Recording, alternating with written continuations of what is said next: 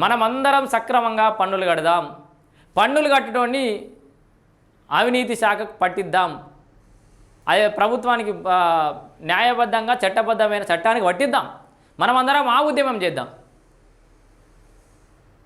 ఇక్కడ ఒక్క దగ్గర దాంట్లో కూడా మార్వాడీలు అందరూ కూడా ఒకటి కాదు. మళ్ళీ ఇక్కడ చాలా మార్వాడీలలో కూడా అన్ని రకాల కులాలు ఉంటాయి, మొత్తం ఆధిపత్య కులాలే కాదు. దాంట్లో కూడా కలిసిపోయారు కదా, హిందూ ముస్లిం బాయి అని ముస్లింలను కలుపుకుంటావు, అందరు కలుపుకుంటావు. వాడు ఎవడో వేరే విదేశాలకు వచ్చి మాదక ద్రవ్యాలు తీసుకొచ్చి గంజాయి స్మగ్లింగ్ చేసి ఇంకేదో రకరకాల అసాంఘిక కార్యకలాపాలకు దేశ విద్రోహ శక్తులకు సాయం అందించినోడు మన దేశంలో ఉండొచ్చు, మన రాష్ట్రంలో ఉండొచ్చు, మన హైదరాబాద్ నగరంలో ఉండొచ్చు. వాళ్ళ మీద పోరాటం చేయరు. ఈ గుండ్రోజు టేబుల్ సమావేశం పెట్టుకున్న వాళ్ళు పాత బస్తీలో పెట్టుకోవాలని నా కోరిక. పాత బస్తీలో రౌండ్ టేబుల్ సమావేశం పెట్టుకొని అక్కడ టెర్రరిస్టులకు దాని ఏమంటారు షెల్టర్ అందిస్తున్న వాళ్ళ మీద కూడా పోరాటం చేయాలి. దాంతోపాటు ఇక్కడ చాలామంది అంటారు వీళ్ళంతా ఇట్లా మాట్లాడే వాళ్ళంతా బీజేపీ వాళ్ళని.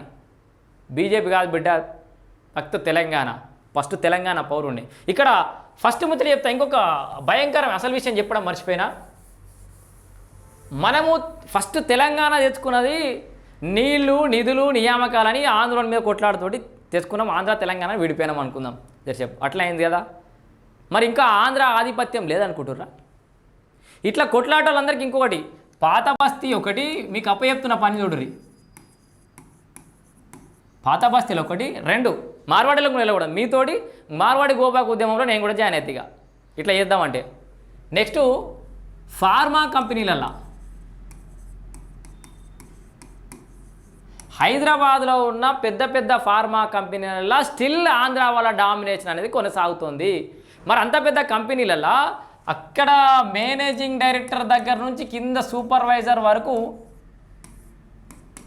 ఆంధ్ర వాళ్ళే ఉన్నారు.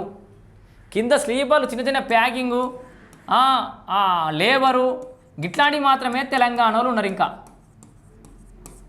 వేరే వాడు మనోడు ఎవడన్నా జాయిన్ అయితే వాడు నెక్స్ట్ లెవెల్కి పోనీయరు, వాడిని బాగా టార్చర్ పెడుతురు. ఇట్లా ఆంధ్ర ఇప్పుడు ఫార్మాకి దాన్ని ఏమంటారు అదొక రకమైన ఇది అడ్డా అయిపోయింది కదా తెలంగాణ ఫార్మా రంగానికి. మరి అట్లాంటి ఫార్మా రంగంలో ఆంధ్రప్రదేశ్ వ్యాపారస్తుల హవా ఇంకా కొనసాగుతోంది, డామినేషన్ కొనసాగుతోంది. దాంట్లో ఉద్యోగులు మన వాళ్ళు కింది స్థాయి ఉద్యోగులు ఇంకా కూడా ఒత్తిడికి గురవుతున్నారు, బాధపడతా ఉన్నారు. మరి వాళ్ళు